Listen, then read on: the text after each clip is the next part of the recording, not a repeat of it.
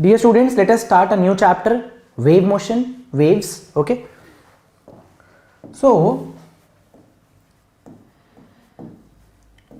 a wave motion is a means of transferring energy and momentum from one point to another without actual transfer of matter between the 2 points. So, what is the wave motion, dear students? Wave motion, in wave motion,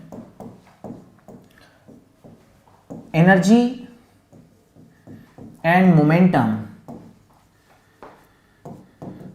are transferred from one point to another,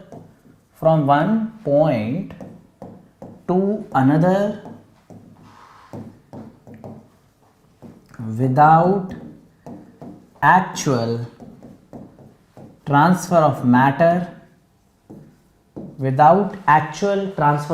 between the 2 points. Actual transfer of matter between the 2 points. Okay. Right. So let us now understand what different types of waves we are going to study. Okay. So just note down.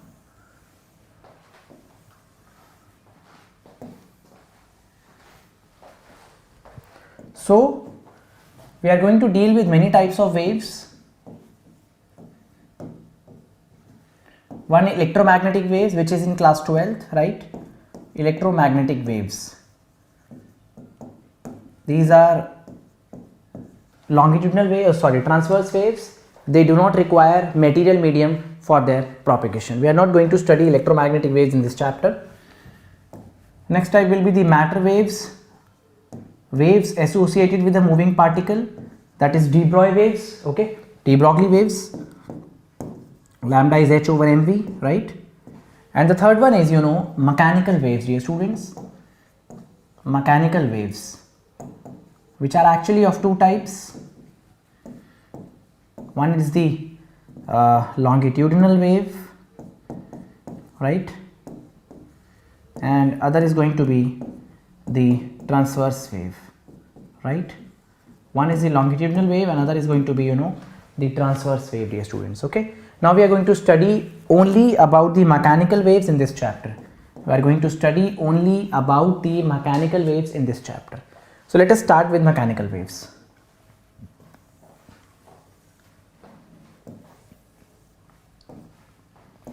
See, mechanical waves are the waves which actually require material medium for their propagation, right? Now, you know what are transverse waves and you know what are longitudinal waves. Okay, transverse waves travel in the form of crest and troughs, particles of the medium. See, this is a transverse wave.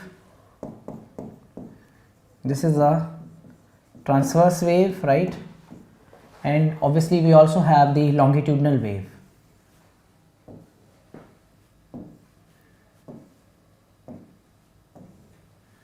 Compression, rarefaction, compression, rarefaction.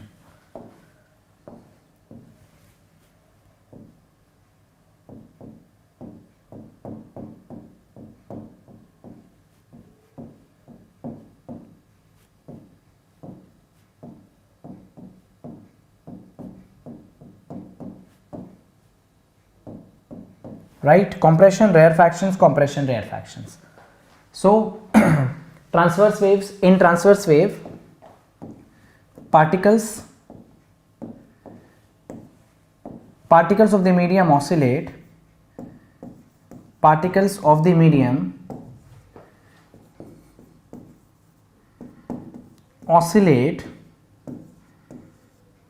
perpendicular to direction of propagation. Right? And in longitudinal waves, particles of the medium oscillate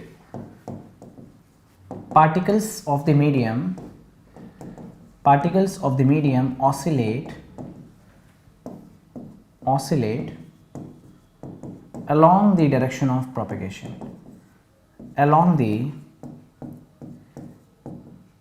direction of propagation. Okay.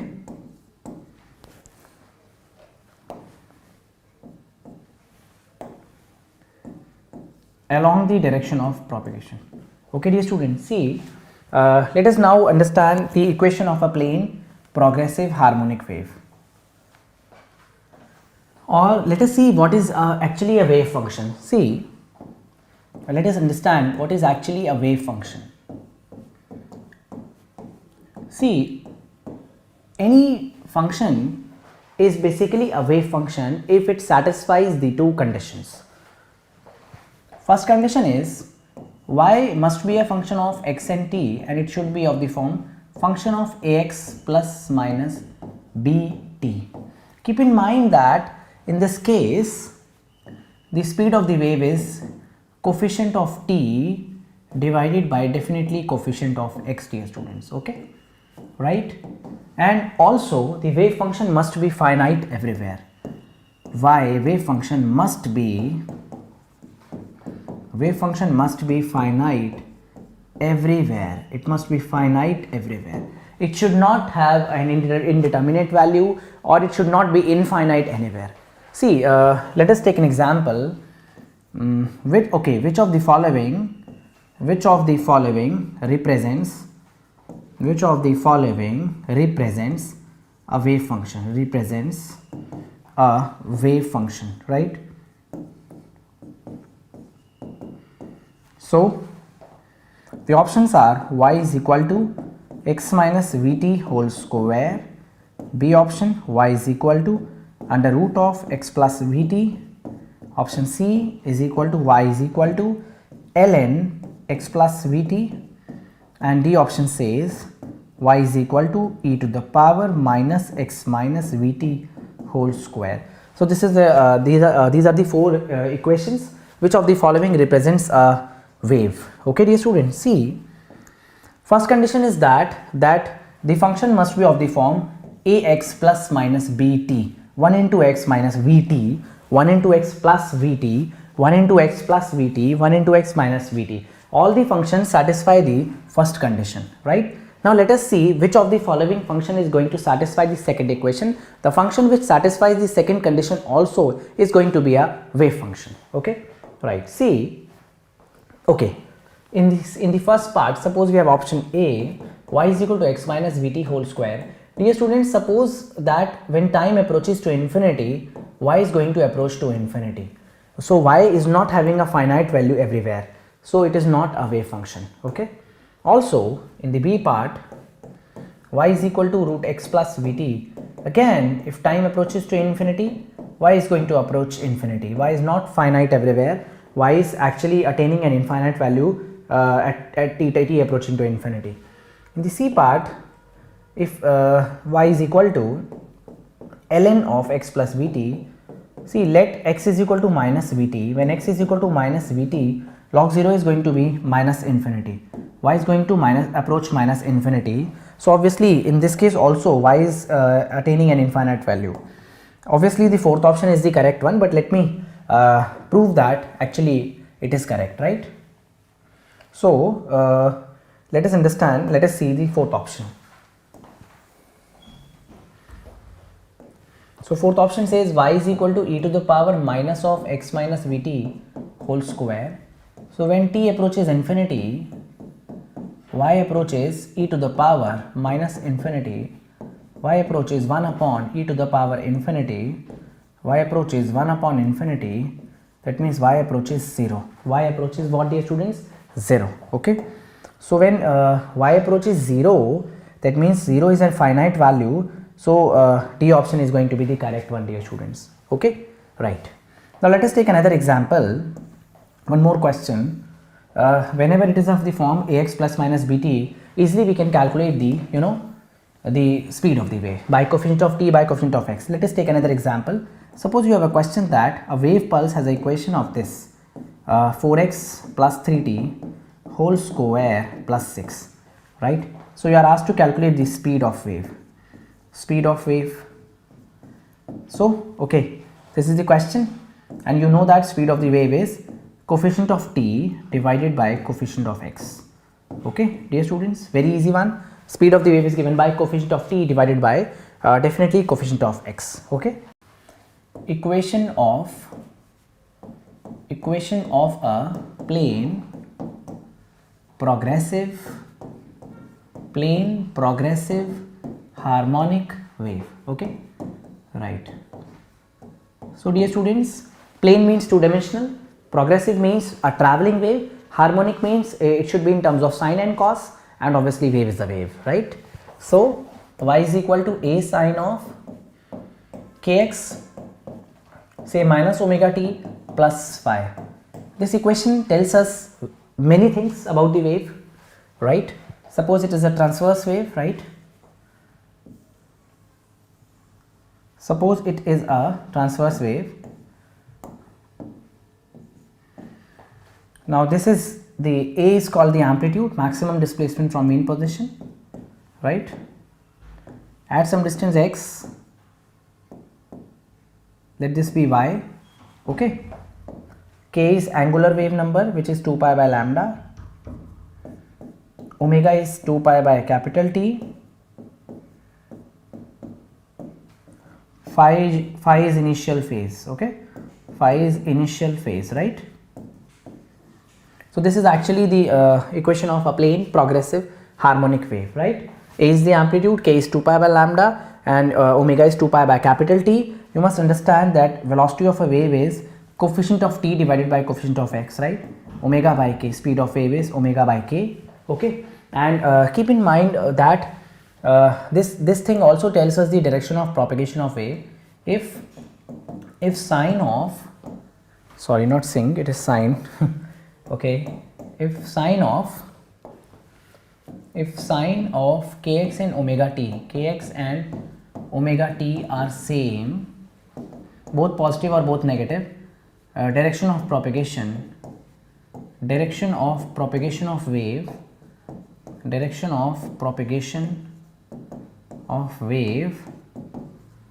is negative x-axis, and if sine of kx and omega t are different, then wave is traveling towards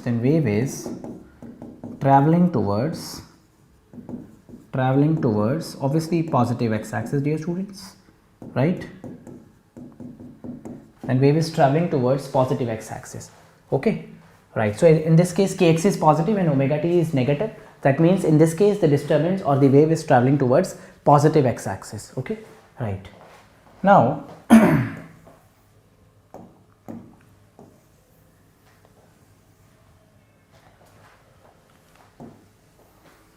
let us understand the difference between the particle velocity and the wave velocity. Suppose this is a wall, right? A rope or a string is tied to it, right?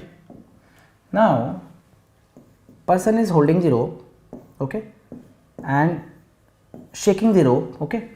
So you know that the disturbance is traveling in this way. This is the wave velocity, and any particle on the string is performing SHM, up and down, right? So the particle velocity and the wave velocity are two different things, okay? So let us now understand what is the particle velocity and particle acceleration. Particle velocity and particle acceleration, right? Let us understand two things. What are particle velocity and particle acceleration? So let us take the condition y is equal to a sine of kx minus omega t plus phi. In this case the particle velocity is actually del y by del t, that is a derivative of sine is cos kx minus omega t plus phi, coefficient of t is minus omega. This is called your particle velocity, and particle acceleration is del vp by del t, which is, you know, the derivative of cos is minus sine minus omega, minus 3 times, minus a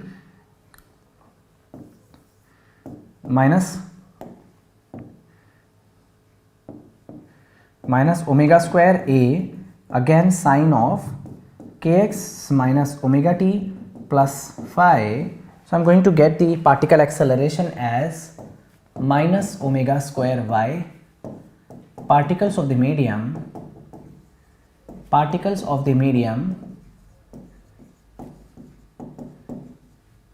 execute SHM. Medium के जो particles हैं वो simple harmonic motion execute करते हैं, यानी ये जो condition आ रही है वो SHM की आ रही है, ठीक है, okay, right. This is the condition, okay, this is the condition for SHM. Particles of the medium are executing SHM. This is the particle acceleration, which is actually directly proportional to -y, okay. AP is proportional to -y, right. Particle acceleration is directly proportional to negative of displacement, which is the condition for SHM. See, if a particle is executing SHM, then we say it is oscillating or it is executing SHM. When large number of particles start executing SHM simultaneously, then we say it is a wave motion, then wave motion is produced, okay, right. Now we are going to actually find the relation between particle velocity and particle wave velocity, okay, right. So now we are going to find the relation between the particle velocity and wave velocity. Let us do that. So this is the next topic is going to be, dear students, relation between particle velocity and wave velocity.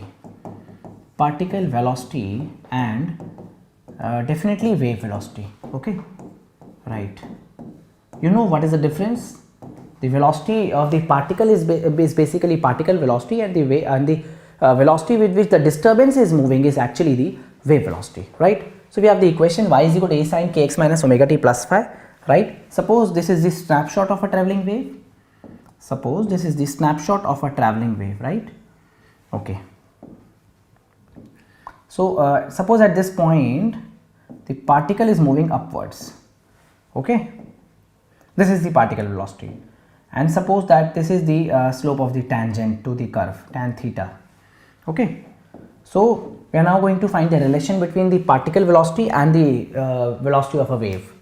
So what is the particle velocity? It is del y by del t, partial derivative of y with respect to time, and we get the particle velocity as a sin a cos of kx minus omega t plus phi, obviously multiplied by minus omega, okay, dear students. Then let us calculate what is the slope of tangent to the curve del y by del x.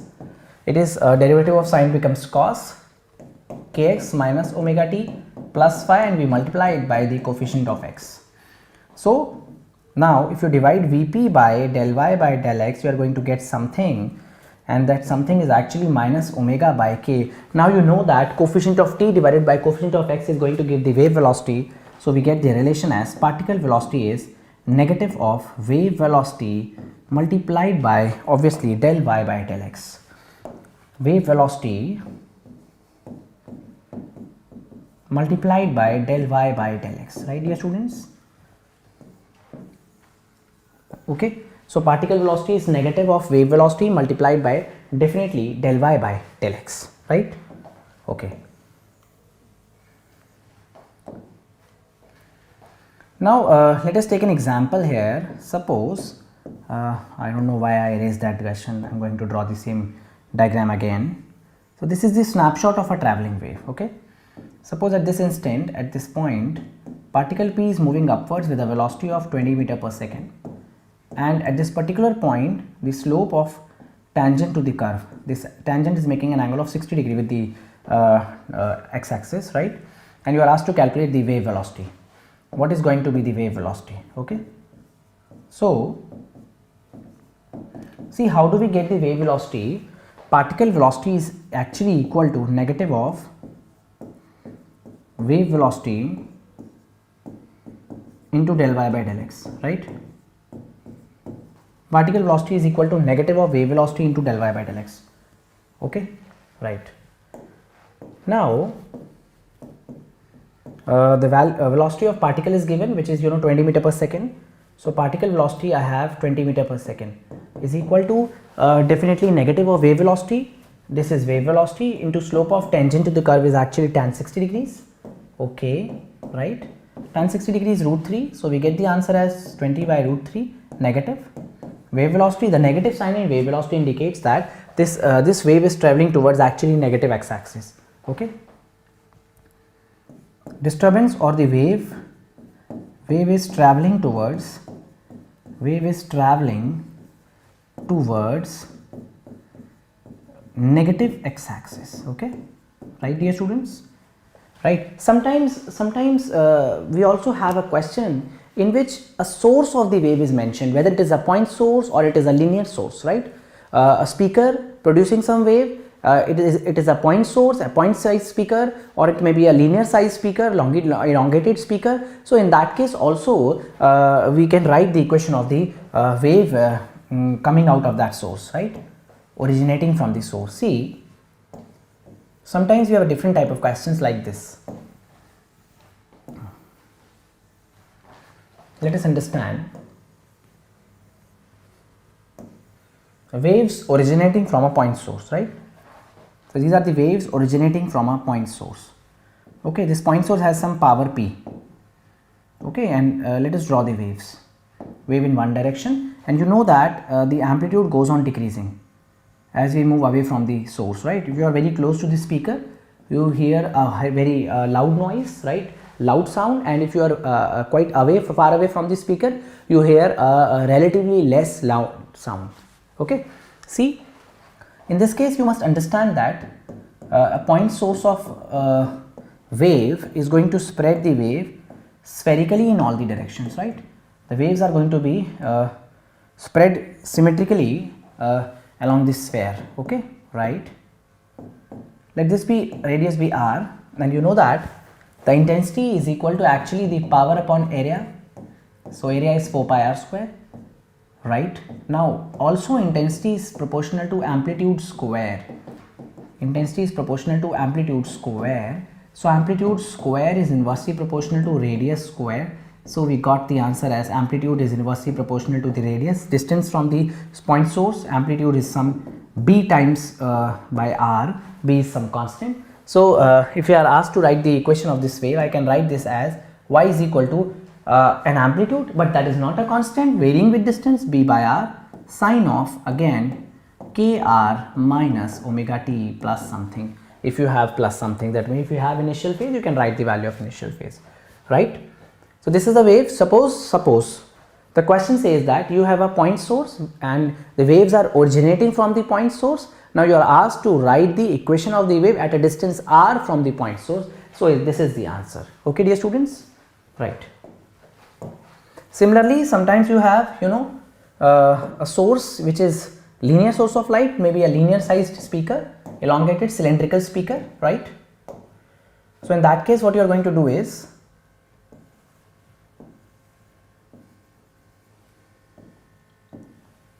waves are originating from it, right?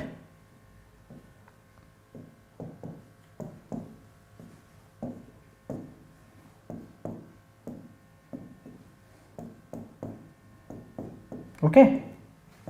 Now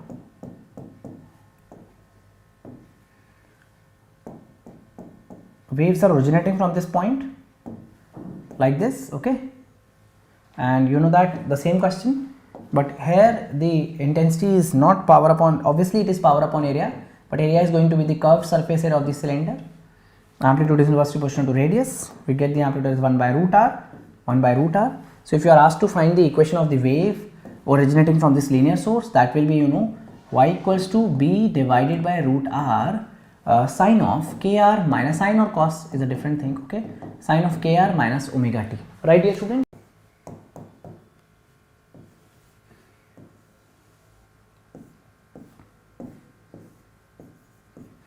Suppose tension in the string is T, right, and you know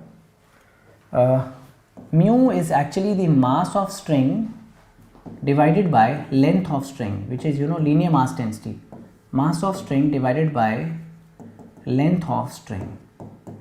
So mu is going to be, you know, linear mass density, it is linear mass density, right, correct? Now a sudden jerk is produced at this point, right, and waves travel from A to B. Now you are asked to calculate the speed of these transverse waves, right? So the speed of these transverse waves is equal to under root of tension in the string divided by linear mass density of the string. Okay, dear students, now you know that linear mass density is going to be mass divided by length. Mass is density into volume divided by length, right?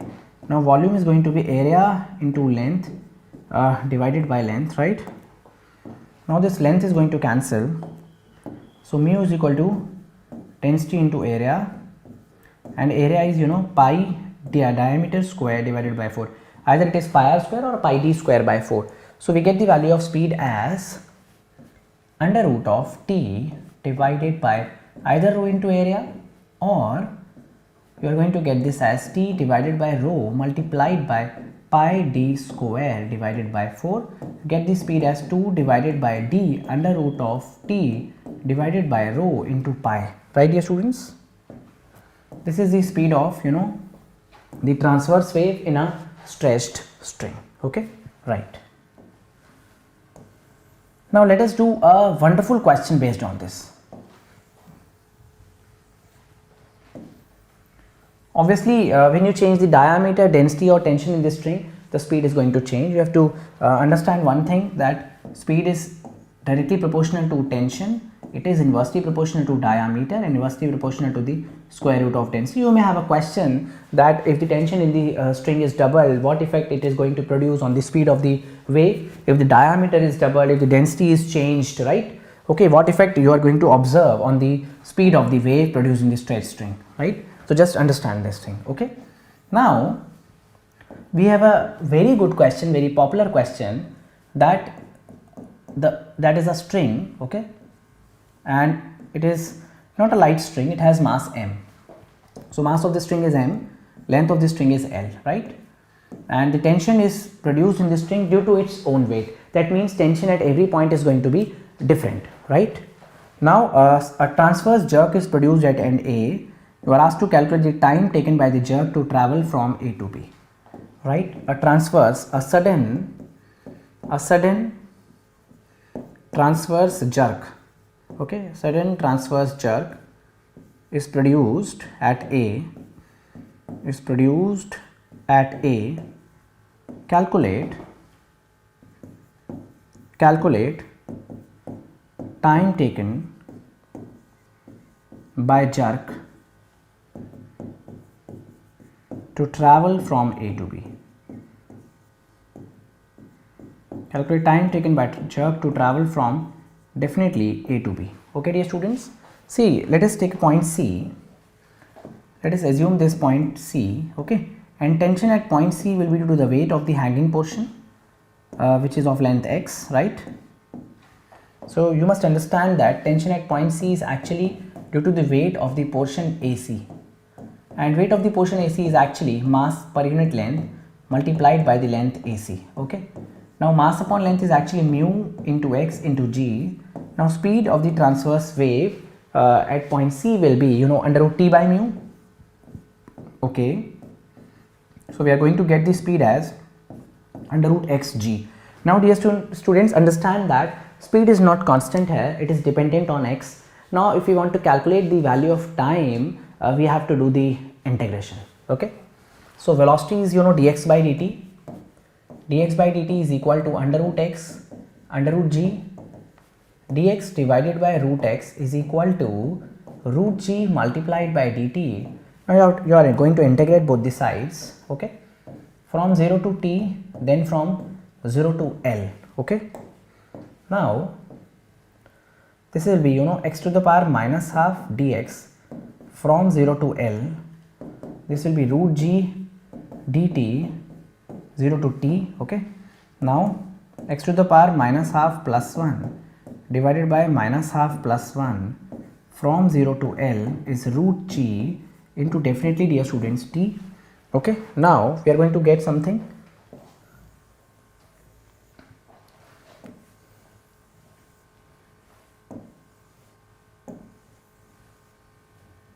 So okay, this becomes 2 root x integral from 0 to L. This becomes root g into t. Okay, we are going to get the answer as 2 root of L by g. So this is the time taken by a transverse jerk to travel from one end of the rope to the other end, and the tension in the rope is only due to its own weight. Speed of longitudinal waves, speed of longitudinal waves in gases, dear students, right? Now okay, we have the formula is under root of bulk modulus divided by density. Okay, now understand one thing, that sound waves are actually the longitudinal waves, and with the help of this we can easily calculate the speed of sound in air. So we have the next concept as Newton's formula for speed of sound in air. Newton's formula for speed of sound in air. Okay, Newton's formula for speed of sound in air. See, one important thing is that Newton assumed that sound waves propagate isothermally, right? So the one important thing was that he assumed that sound waves propagate isothermally. Okay, that is, the heat produced during the compression is equal to the heat released during rarefaction, so temperature remains constant. Okay, and for isothermal process you know that PV is equal to constant. Now when you differentiate both sides, PdV VdP becomes 0 and P is equal to dP divided by minus dV by V. So change in pressure divided by volumetric strain is actually the bulk modulus, but I am writing I in the subscript, which indicates the value of bulk modulus under isothermal conditions is actually equal to pressure, right? Now speed of sound as predicted by Newton, considering the process to be isothermal, is under root of bulk modulus under isothermal condition divided by rho, which is under root of P by rho. Now you know that the pressure is 101325 divided by density is 1.293. We are going to get the velocity as 280 meter per second. Now, but dear students, the experimental value of speed of sound in air is actually around 332 meter per second, right? But experimentally measured value of speed of sound is equal to 332 meter per second. So there is a very large percentage error, and let us understand what is the percentage error, dear students. So percentage error is actually 332 minus 280 divided by 332 into 100. Then approximate error was around of 16%, which is a large percentage error, and we cannot ignore the such large percentage error. This indicates that there was some fault in the Newton's formula for speed of sound in air, right? And Laplace gave the correct explanation for the formula, right? So which was the Laplace? Next one is the Laplace correction. Newton's formula for speed of sound was not correct. He considered the process to be isothermal. He assumed that heat produced during compression is equal to heat released during the rarefaction, so temperature must remain constant. However, this is not the process, because gases are very poor conductor of heat, and heat produced during compression cannot be equal to heat released during rarefaction. Moreover, the changes in pressure and density are so quick, they are so fast that no heat is actually exchanged between system and surroundings. That means I made it clear, when there is no exchange of heat between system and surroundings, then process is adiabatic, not isothermal. Okay. So next we have, dear students, Laplace correction, right? Next we have Laplace correction. See, he assumed the process to be adiabatic. He told that gases are poor conductor of heat, and when these sound waves propagate, the changes in pressure are so quick that no heat is actually exchanged between system and surroundings, right, dear students? So this is PV to the power gamma is constant, right? Now when you differentiate both sides, derivative of pressure is dP, V to the power gamma being constant, P being constant, gamma, V to the power gamma minus 1 into dV, the derivative of constant being 0, dear students. And we are going to get the value of bulk modulus as dP divided by minus dV by V equals to gamma times P, and which is actually the bulk modulus under adiabatic condition. See dear students, the air contains mostly nitrogen and oxygen, both are diatomic gases. So gamma is very close to 7/5. Gamma for air is actually very close to 7/5, very close to 1.4. Gamma for air is 1.41. Now as predicted by Laplace, the value of speed of sound in air is under root bulk modulus under adiabatic condition by rho, and bulk modulus under adiabatic condition is gamma P by rho. You know what is the value of gamma? Okay, this is speed, not frequency, and gamma for air is 1.41 into 101,325 divided by density is 1.293. So we are going to get the speed as approximately 330 meter per second, which is very close to the experimental value of speed of sound in air. So we can easily conclude that Laplace was correct in this case and the Newton's formula was incorrect. The process is actually adiabatic, it is not isothermal, dear students. So next topic will be, dear students, factors affecting the speed of sound in air. Okay, let us now understand what are the factors which affect the speed of sound in air, right? So we have the formula under root of gamma P divided by rho. So first factor is, dear students, density. Speed of sound in air is inversely proportional to square root of density, right? Second factor is pressure. See, this formula is misleading. Under root gamma P by rho, by just looking at the formula you may say that when the pressure is increased, the speed of sound in air is going to increase, but this is not the case, dear students. Speed is directly proportional to under root of pressure only when the other factors, that is the density and gamma, are constant. But we apply pressure, the density also changes. So when pressure is increased, okay, density also increases and pressure upon density remain constant. So speed of sound in air is independent of pressure. It is actually independent of pressure, dear students, right? Next factor is, humidity. Okay, next factor is, dear students, humidity. You just understand one thing, the density of dry air is actually greater than density of moist air. So speed of sound in dry air is less than speed of sound in moist air, since speed of sound in air is inversely proportional to the square root of density, right? Next factor we have temperature. Although there is no temperature in the formula, but speed of sound actually depends on temperature, right?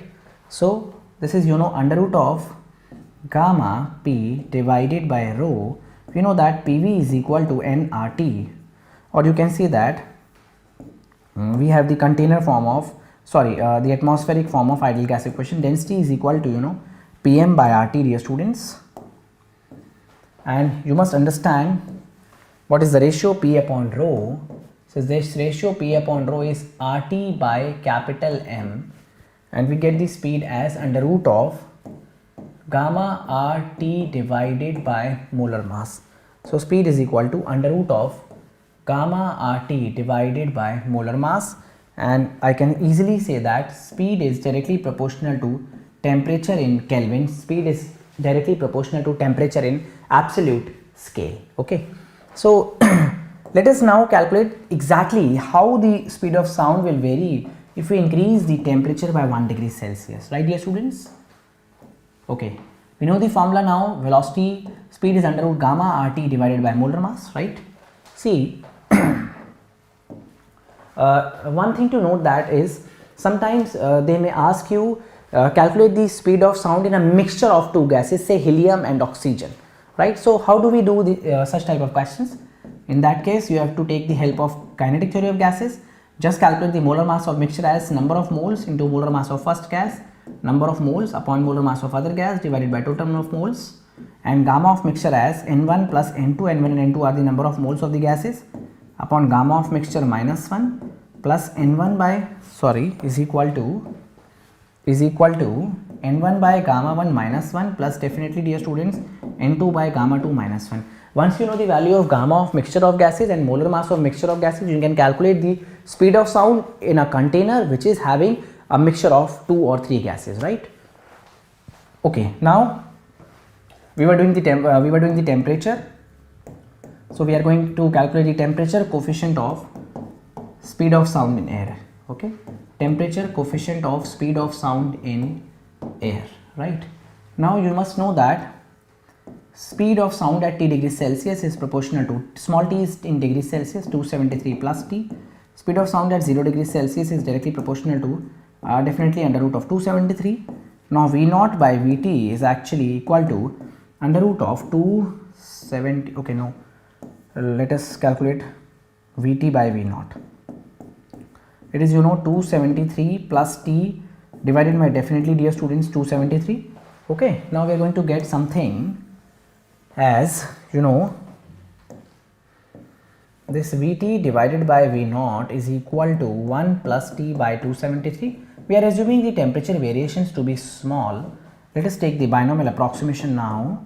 We are going to get this value 1 plus T by 273 into 2 is 546.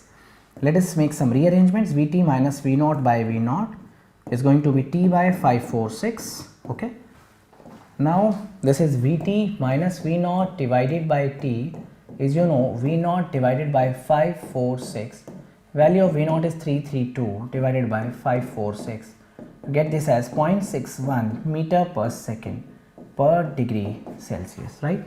So Vt minus V naught divided by T is 0.61 meter per second per degree Celsius. This is called temperature coefficient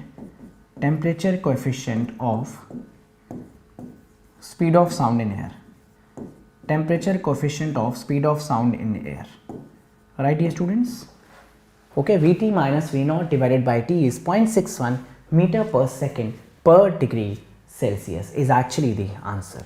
So speed of sound in air increases by 0.61 meter per second for 1 degree Celsius rise in temperature, and it may decrease by the same amount for 1 degree Celsius fall in temperature. Suppose you have speed of sound at 0 degree Celsius to be 332. Let us take the value to be 332 meter per second. So at 1 degree Celsius it will be, dear student, 332 plus 0.61. Again for 1 degree Celsius rise in temperature, you have to add this value 0.61 meter per second. And suppose you are asked to calculate the speed of sound at minus 1 degree Celsius, so you are going to get 332 minus 0.61. Okay, dear students. So 0.61 meter per second speed of sound in air increases by this value for 1 degree Celsius rise in temperature, and obviously decreases by the same amount for 1 degree Celsius fall in temperature, definitely, right? And the last factor which affects the speed of sound in air is wind velocity. Okay, last factor that affects the speed of sound in air is, dear students, wind velocity. Okay, this is the fifth factor, which is wind velocity. So suppose the sound is going in this way, right, and obviously the wind starts blowing along the same direction. So effective value of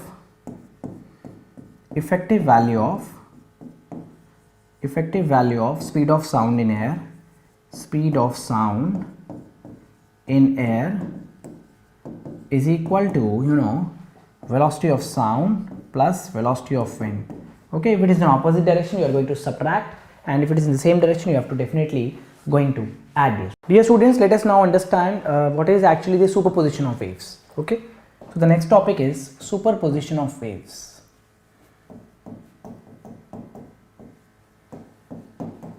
So when two waves traveling through a medium, when two waves having same frequency traveling through a medium overlap on each other, the new waves are produced, the new wave is produced, right? So let us have two equations. Suppose y1 is a sine kx minus omega t, okay, and y2 is let it be a2 sine of kx minus omega t plus phi. The waves have amplitudes a1 and a2, and the phase difference between the waves is phi. Now okay, so you have a1 here and you have a2 at an angle of phi here. You are asked to calculate the resultant amplitude. See, resultant amplitude is under root of a1 plus a2 cos phi whole square, right, the x component plus a2 sine phi whole square, dear students. So we are going to get the resultant amplitude as under root of a1 square plus a2 square plus 2 times a1 a2 cos phi, right? And the equation of resultant wave will be AR sine of kx minus omega t plus theta, where tan theta is a2 sine phi, just like parallelogram law of vectors, a1 plus a2 cos phi, dear students. Okay, right, dear students. Also we have the formula for intensity, and keep in mind that amplitude is maximum when cos phi is 1 and maximum value of amplitude is a1 plus a2 when cos phi is 1, right? That means, you know, phi is equal to 2n pi, right? And the, you know, phase difference is, you know, 2 pi by lambda into path difference between the waves. Okay, so we get the value of path difference as definitely n times of lambda. Okay, right. Now an amplitude is minimum when cos phi is minus 1. Amplitude is going to be minimum when cos phi is minus 1. You are going to get the value of amplitude as a1 minus a2.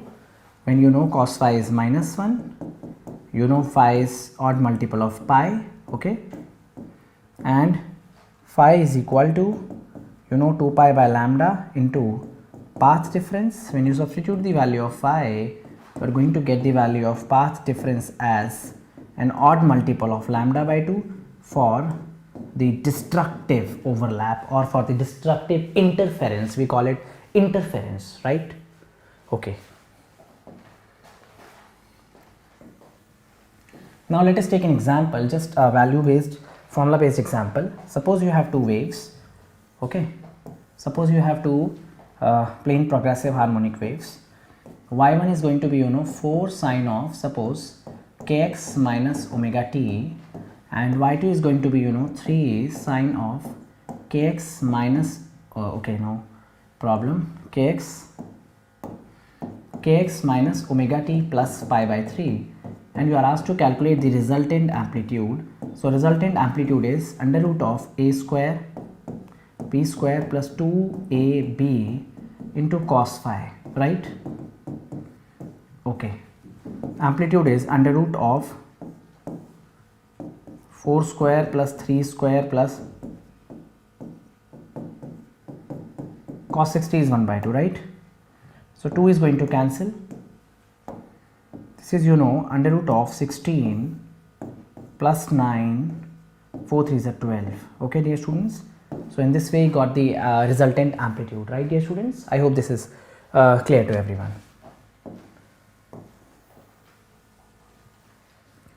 Now with the help of this superposition of waves, let us understand one thing, that what are stationary waves? What are stationary waves, right? Or before, okay, no problem, what are stationary waves? See, suppose you have a stretched string, we plug this string at one point and you produce some waves here. Suppose this is a wave traveling from left to right, and after reflection from, say, point B, right, we get another wave in this way. So when two waves having same amplitude and frequency but exactly 180 degree out of phase, traveling in opposite direction, overlap with each other, then standing waves or stationary waves are produced, right? Or you can simply understand one thing, that there is a wave, right, another wave having same amplitude, 180 degree out of phase, both having same amplitude. When they are going to overlap, you are going to get a stationary wave or a standing wave, dear students. Okay, right. So just understand one thing, that if you have an equation of this form, say y is equal to a sine of omega t plus minus phi, or y is equal to a cos of omega t plus minus phi, this is an equation of SHM. If you have an equation like y is equal to a sine kx plus minus omega t plus minus phi, or y is equal to a cos of kx plus minus omega t plus minus phi, this is going to represent a traveling wave, and suppose you have a equation y is equal to sin kx cos of omega t, y is equal to 2a sin kx sin of omega t, y is equal to 2a cos kx sin of omega t, and lastly y is equal to 2a sin cos sin sin cos sin and cos cos. Okay, when you have the equations like this, they represent a stationary wave. Okay, they represent a stationary wave, dear students. Okay, let us take an example in this. Suppose the blue wave has an equation like this: y equals to a sine of kx minus omega t. When it is reflected from point B, since the medium remains same, obviously the value of k, the lambda and frequency are not going to change, and since the direction of propagation has reversed, so this becomes kx plus omega t, and when the reflection takes place, this trough becomes the crest, so there is a phase difference of pi also. We get this as y is equal to a sin 180 plus theta is minus sin theta. Okay, dear students. Now, due to the superposition of these two waves y1 and y2, we are going to get the stationary waves in a stretched string. Okay, dear students, or this case, right? So let us now understand y equals to, we have, okay, a sine of k, oh no problem, let us take a common, rather let us take minus a common, sine of kx plus omega t minus sine of kx minus omega t. Okay, dear students, now y is equal to minus a sine of a plus b minus sine of a minus b is going to give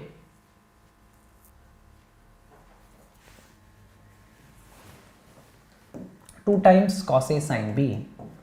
Okay, right. We have y is equal to minus 2a cos of kx sine of omega t. I just wanted to show you that a stationary wave is of this form: sine cos cos sine cos cos sine sine. Let us take some examples of, say, light. So you know that let this be air and this be water. So when light goes from air to water, it bends towards the normal. Water is the denser medium, air is rarer for light, right? And right, this is for light.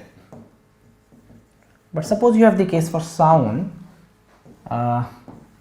When sound goes from air to, say, water, then it bends away from normal. Because water is rarer for sound but denser for light, right? So this is for the case of sound. Also, understand one thing, that at all boundaries, suppose at all boundaries there is always a reflection as well as transmission. At all boundaries there is some reflection as well as the transmission, right? Some part of the wave is reflected and some part of the wave is transmitted. So when light goes from one medium to okay, let us understand what changes are observed in reflection and what changes are observed in transmission. Okay, see, reflection, then we have transmission. Okay, right? Now the amplitude, intensity, they both change in reflection as well as transmission. Amplitude and intensity both change in reflection as well as transmission. Then k and lambda do not change in reflection, they are not going to change in reflection, but they surely change during transmission, right? Do not change, and in transmission they change since the medium changes. Frequency, time period and omega do not change in reflection as well as transmission. Do not change. Okay, what about the phase difference? What about the phase difference? See, this phase difference is 0 in case of transmission, and in case of reflection we have two cases: 0 when reflection is from rarer to denser medium, and the change is when it is going from denser to rarer medium, and phase difference is pi when there is some reflection from a dense boundary. Okay, when there is a reflection from a dense boundary. Now let us understand how this amplitude changes during reflection and transmission of a wave at a boundary. Okay, can you note down, dear students?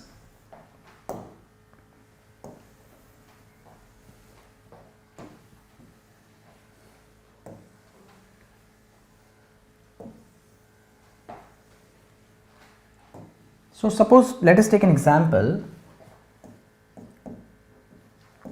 There is one string whose linear mass density is mu, okay, and there is another string whose linear mass density is, say, 4 times of mu, okay, right.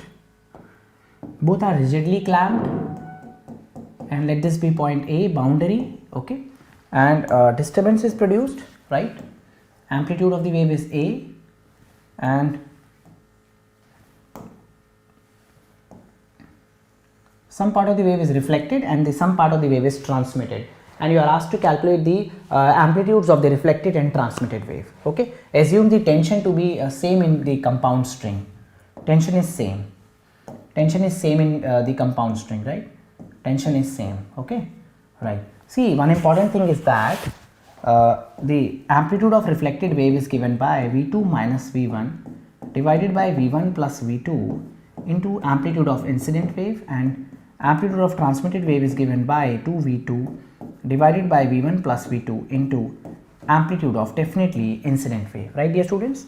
Can we calculate the speed of wave in the string 1? Yes, it is under root T by mu, and speed of wave in the string 2 is again under root T by, it is given to be 4 times of mu, which is V1 by 2, dear students. Now you can substitute the value of V1 and V2 in AR and AT. So this is V2 minus V2 is actually V1 by 2. V1 by 2 minus V1 divided by again V1 plus V1 by 2. Sorry. Again V1 by 2 into amplitude of incident wave, and we are going to get minus AI by 3. Negative sign indicates that when the crest, after reflection, the crest becomes the trough and trough becomes the crest.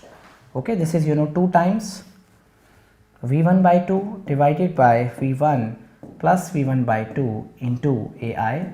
So we get the value of as 2 by 3 times of incident amplitude, dear students. Right, dear students? Okay. Standing waves in a stretched string, string, right, dear students. Let us now learn some formulae. Okay, so with the help of this diagram we are going to learn the formula. Okay, see, the fixed ends must be nodes. Node is a point of zero displacement, antinode is a point of maximum displacement. Okay, now this is basically the first mode of vibration. Next we have the second mode of vibration, ends being the nodes. These are nodes, nodes. Next mode of vibration, ends being the nodes. Okay, we are basically adding one loop to the diagram, every diagram, length of the string being the same, nodes. Next mode of vibration, we are actually the loops, node, and node, right, dear students. This is the first mode of vibration, mode of vibration. Second mode of vibration, ways of vibration. Third mode of vibration, fourth mode of vibration. Okay, this is x equal to 0, this is x equal to L, the length of the string being the same, and you know that one loop is actually the half of the wavelength. Okay, so the whole string has, the wave has lambda 1 by 2, In this case, the whole string has the complete wavelength. In this string, the whole string has 3 by 2 times of wavelength. In this case, the whole string has 2 times of wavelength. Okay, right. Now you must understand that frequencies, velocity by wavelength. I get the value of velocity as lambda 1 as 2L. Okay, frequencies again velocity by wavelength. So we get V by L, which is actually 2V by 2L. Nu 3 as V by lambda 3, we get the value as 3 times V by 2L. Similarly, nu 4 is, dear students, V by lambda 4, which is 4 times of V by 2L. This is, if this is nu, this is double, this is triple, this is 4 times. Okay, so we have special names for these frequencies. This is called first harmonic, fundamental frequency. Okay, since the next one is double, so it is called second harmonic, not because n is 2. Since it is double, so it is called second harmonic. After that we have third harmonic. Next we have the fourth harmonic. Okay, fourth harmonic. After that we start writing the overtones. Second harmonic is actually the first overtone. Third harmonic is actually the second overtone, and fourth harmonic is actually the third overtone. Okay, dear students, right? Right. So kindly note down, dear students, and you must understand one important thing. We already know that. Okay, let us generalize the formula. Nu n is n times V by 2L, nth harmonic. Okay, see. So we have the formula for nth harmonic as n times n by 2L into V, and you know that speed of transverse wave in a straight string was T by mu. Okay, which is n by 2L, and it was I think under root T by rho into area, right, dear students? Also this is n by 2L. Okay, pi d square by 4 under 2 under root T by 2 by d under root T by rho into pi. I am going to cancel this 2, right? So the frequency of the waves, standing waves produced in a stress string are given by the formula that is inversely proportional to length, inversely proportional to the diameter, inversely proportional to square root of tension, directly proportional to square root of tension, and inversely proportional to square root of density. This is also called law of vibration of stress string. Laws of vibration of stressed string. Okay, vibration of stressed string. Okay, dear students, let us now quickly revise the formula for standing waves in an open organ pipe. Then we'll be doing closed organ pipe. Okay, right. Next formula is standing waves in an open organ pipe. In an open organ pipe. So understand one important thing, that the open ends have to be an antinode always, right?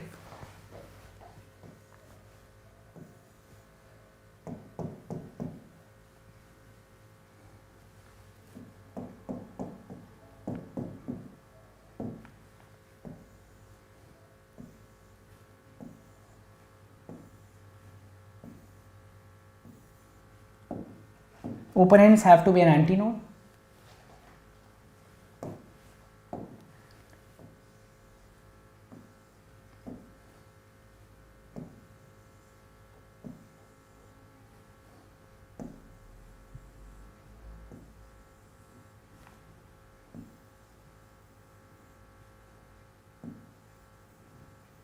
Right? Open ends always an antinode. They are displacement antinodes, and keep in mind they are pressure nodes. Okay, this is a node. We are discussing about the displacement nodes. Node. Okay, again a node, right, dear students? Node. This is a node, this is a node, this is a node. Okay, right. And you know that the length of the open organ pipe is actually L. So in the this is 1/4, this is 1/4, the whole pipe, half of the wavelength is being formed. This is equal to the complete wavelength, 3/2 part of wavelength, right, and 2 times of wavelength, right. Now we can have the frequency as velocity by wavelength, which is v by 2L. Okay, again velocity by wavelength, which is 2 times of v by 2L. Again velocity by wavelength, which is, dear students, 3 times of v by 2L. Okay, velocity by wavelength, which is 4 times of v by 2L, right. This is what we call first harmonic fundamental frequency. This is first harmonic, or we call it fundamental frequency. This is second harmonic. Okay, this is third harmonic.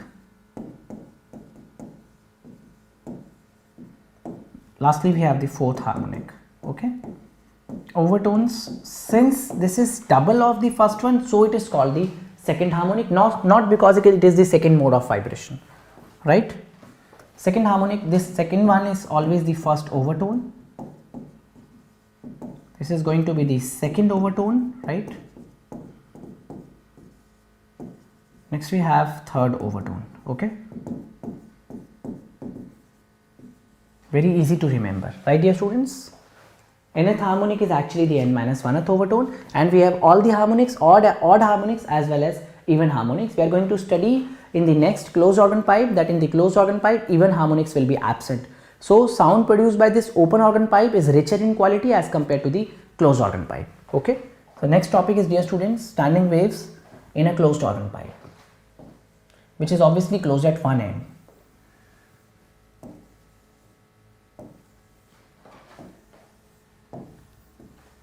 Standing waves in a closed organ pipe.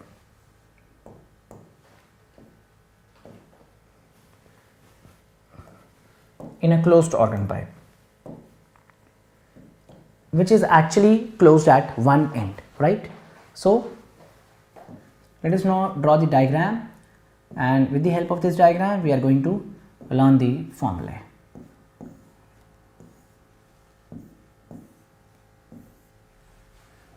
We can make the diagram. Closed end always a node, open end always an antinode. Next possibility, adding another loop to the previous diagram. Next possibility, adding another loop to the previous diagram, right. Next possibility. So obviously this whole length of the pipe contains 1/4 of wavelength. This whole length now contains 3/4 of wavelength, I suppose. Yes, now this contains 5/4 of wavelength, and now this contains 7/4 of definitely wavelength. Now the frequency is velocity by wavelength. Frequency is velocity by wavelength. Frequency is going to be velocity by wavelength, and frequency is, dear students, going to be velocity by wavelength. We have the value of lambda 1 as v by obviously 4L. We get the value as 3v by 4L. We are going to do this as 5v by 4L, and we are going to get this as 7v by 4L.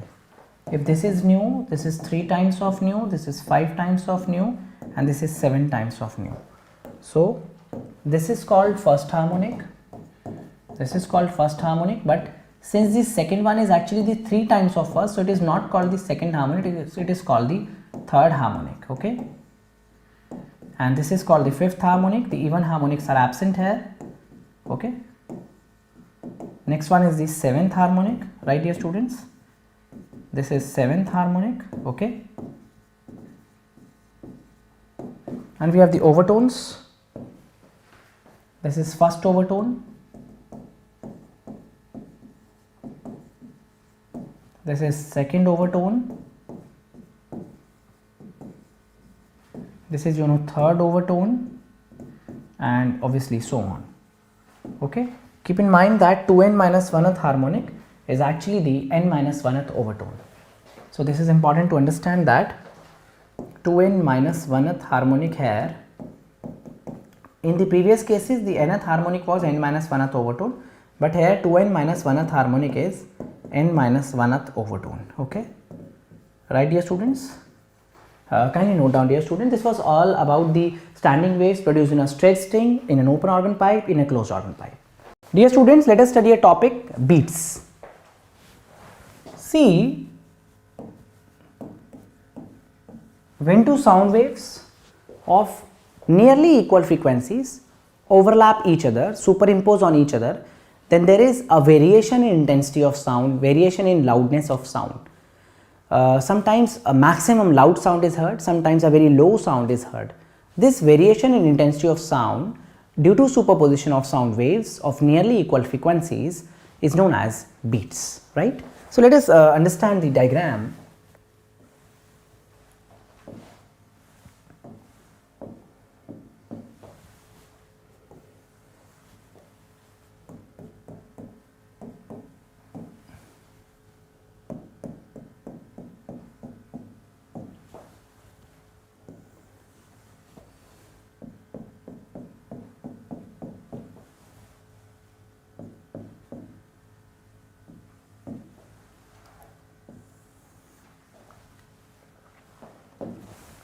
Topic is beats.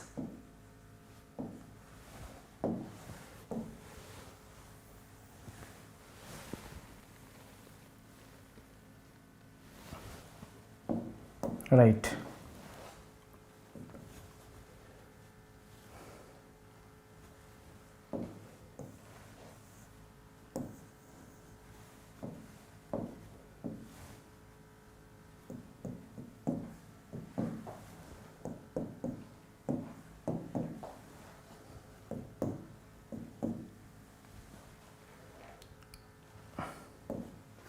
I'm just trying to make the rough diagram.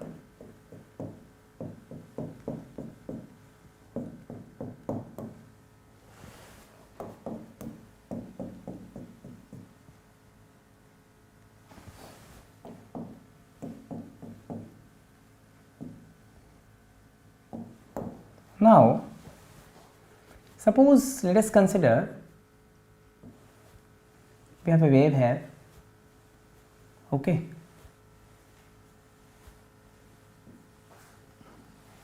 We have another wave having a different frequency.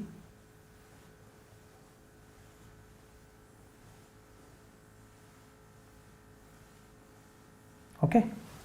So when they overlap each other, when they superimpose on each other, this is S2 sound wave, another sound wave, right? When they overlap each other, sometimes the crest falls on crest, whereas sometimes the crest falls on trough. So there is a regular variation in intensity of sound.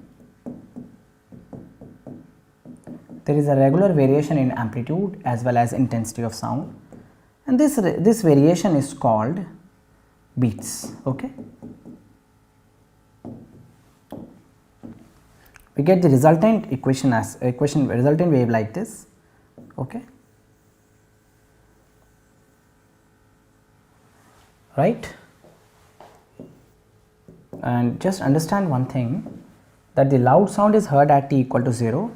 After that 1 upon nu1 minus nu2, nu1 and nu2 are their respective frequencies, and after that 2 upon nu1 minus nu2, right. And minima is heard at 1 upon 2 nu1 minus nu2 and 3 by 2. We are not dealing with the derivation part of this, right. And the time gap between two successive maxima or between two successive minima is called beat period, and it is clear from this diagram that beat period is going to be 1 upon nu1 minus nu2, and its reciprocal is going to give the beat frequency, okay. So beat frequency is actually nu1 minus nu2, dear students. I hope you are getting it, okay, right. Let us do a simple question based on beats. An easy question. We will be doing questions of organ pipe, a string and a tuning fork, vibrating tuning fork, and the organ pipe at different temperatures, right. I will be doing 3-4 questions based on beats in the solved problems, right. First of all, let us practice one question. See, there are 24 tuning forks, right, and arranged in increasing order of their frequencies, right. So question is, there are 24 tuning forks, arranged in increasing order of frequencies, right, arranged in increasing order of frequencies. Each tuning fork gives 4 beats with the next one, with the preceding one, right, with the next one, adjacent one, and frequency of last tuning fork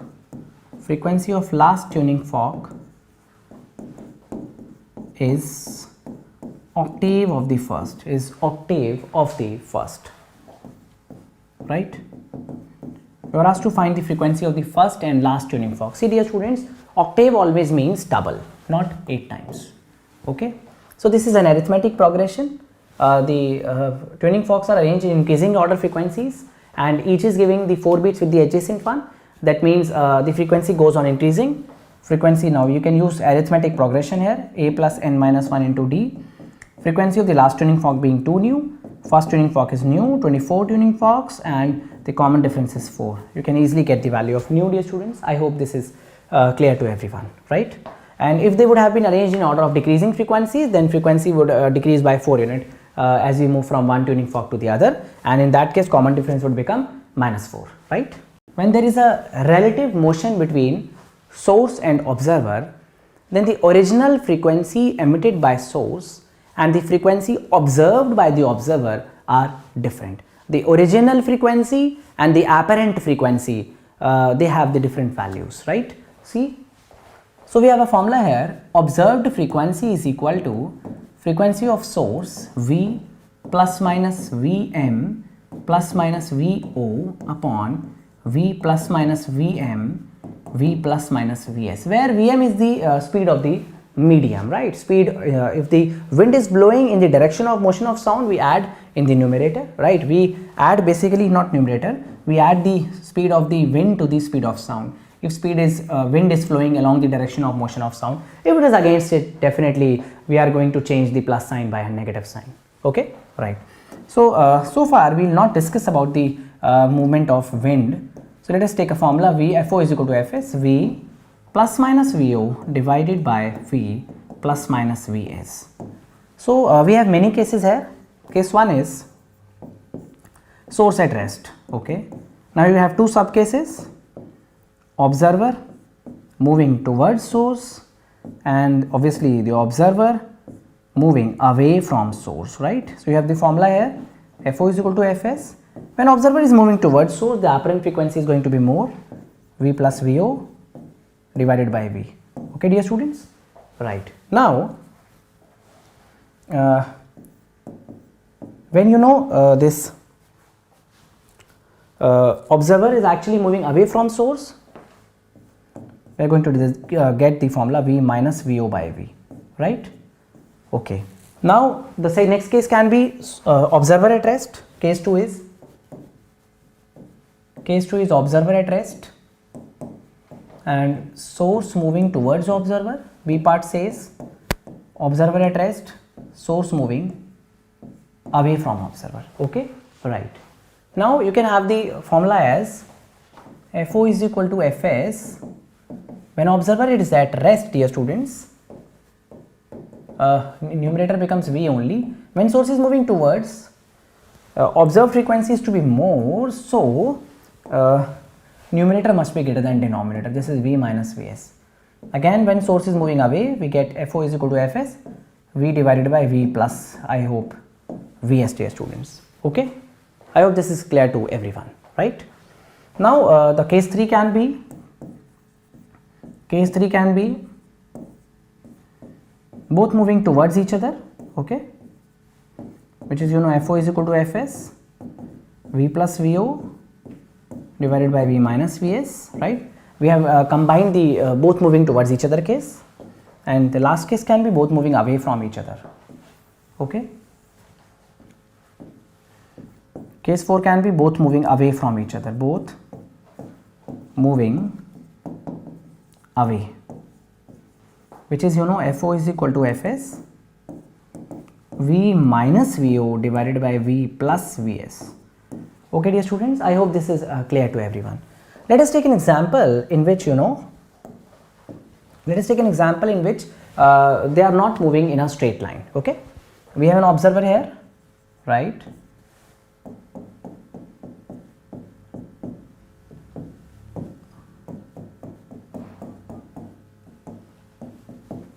Let this angle be theta, let this angle be theta. Okay, source is moving in a straight line, right? This, like this. Okay, sometimes source is at this point moving with velocity Vs. So when source is at point A, then observed frequency will be Fs, frequency of source. Observer is at rest, observer is at this point, source is moving along a straight line. Okay, Fo is equal to Fs, V upon V. We have to take the component of the velocity along the line joining the source and observer, which is Vs cos theta, and which is towards the observer. So this is V minus Vs cos theta. Okay, right? When the source is at point B, okay, then there is no component of velocity along the straight line joining the observer and source. So at point B, the observed frequency and the original frequency emitted by the source will be same, right? When at point C, velocity of source will be like this, and we have to take this component, and obviously it is receding away. So at point C, say this is point C, observed frequency is frequency of source upon V. We have to take the velocity component of velocity, which is along the line joining the source and observer, and source is moving away from observer in this case. So V divided by V plus Vs cos theta, dear students. I hope this is clear to everyone. Let us take another example. Suppose observer is at the midpoint of a circle and source is moving in a circular path, right? Velocity of source, velocity of source, velocity of source, velocity of source. Okay, so you don't have any component of velocity of source along the line joining the source and observer. So in this case also, the observed frequency and the frequency emitted by source will be same for all the cases, dear students. Okay,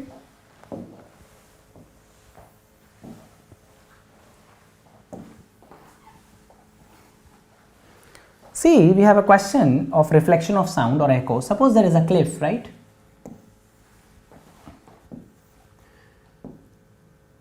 A car is moving towards the cliff. Car is a source now, right? It blows the horn of frequency f, right? Now if someone is sitting on the cliff, right, then frequency of the sound heard by the person on cliff, frequency of sound heard by person on cliff, or by, you can say, by cliff. Okay, that's why we say that walls have also ears, by cliff. Okay, let us assume that this cliff has ears. Okay, cliff can experience the sound. Fo is equal to Fs, observer at rest, this is the observer, this is the source. Fo is equal to Fs, V plus Vo upon source moving towards the observer, this is the case, right? And Vs is actually the velocity of car, dear students, right? Car is the source here. Understand one thing, the person sitting on the cliff, or the cliff itself, is an observer which is at rest. Now obviously the sound emitted by the car gets reflected from the cliff, and the driver of the car hears this sound again. So now okay, for reflected sound, this may be an example of submarines. One submarine is submitting or spreading some signals, and it gets reflected by the other enemy submarine. Or the bats navigate through this method, right? They send some ultrasonic sound, and they again receive that ultrasonic sound reflected by the obstacle in front of them. Okay, so for reflected sound, car is an observer now, and cliff is a source now. Okay, cliff is a source, right? Now let this frequency be f dash.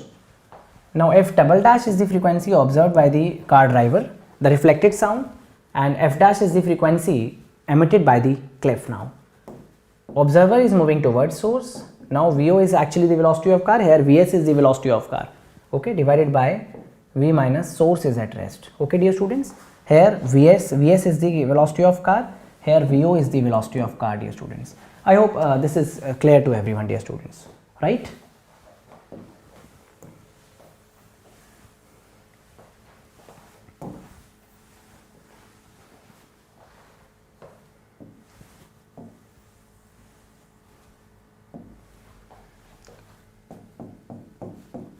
Suppose an observer is here, some source is moving in a circle with angular frequency omega, right?